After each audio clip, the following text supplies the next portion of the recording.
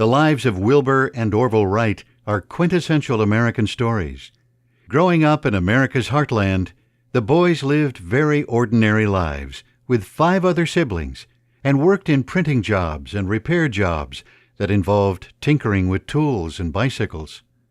But at the end of the 20th century, one of the brothers' passions became an obsession, especially for Wilbur, who would later write, "My brother and I became seriously interested in the problem of human flight in 1899.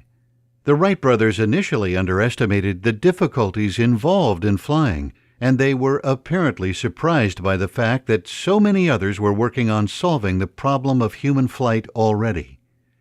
Decades before their own historic plane would end up in the National Air and Space Museum, Wilbur and Orville asked the Smithsonian for reading materials and brushed up on everything from the works of their contemporaries to Leonardo da Vinci. Undeterred by the work and the fact that several would-be pioneers died in crashes trying to control gliders, the Wright brothers tested out gliding at Kitty Hawk in North Carolina for several years, working to perfect pilot control before trying powered flight. In December 1903, the brothers had done enough scientific work with concepts like lift to help their aeronautical designs, and they had the technical know-how to work with engines. On December 17th, the brothers took turns making history's first successful powered flights. The fourth and final flight lasted nearly a minute and covered nearly 900 feet. The Wright Flyer 1 had just made history, and minutes later it would be permanently damaged after wind gusts tipped it over. It would never fly again.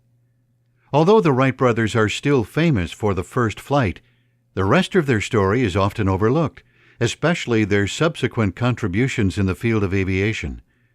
Far from merely experimenting for a few weeks, Wilbur would work in aviation until dying of typhoid at the age of 45 in 1912, and it fell upon Orville to continue their business's crucial aviation developments. By the time Orville died in 1948, planes had nearly reached supersonic speeds, a far cry from the days of bicycles and carriages he knew as a kid.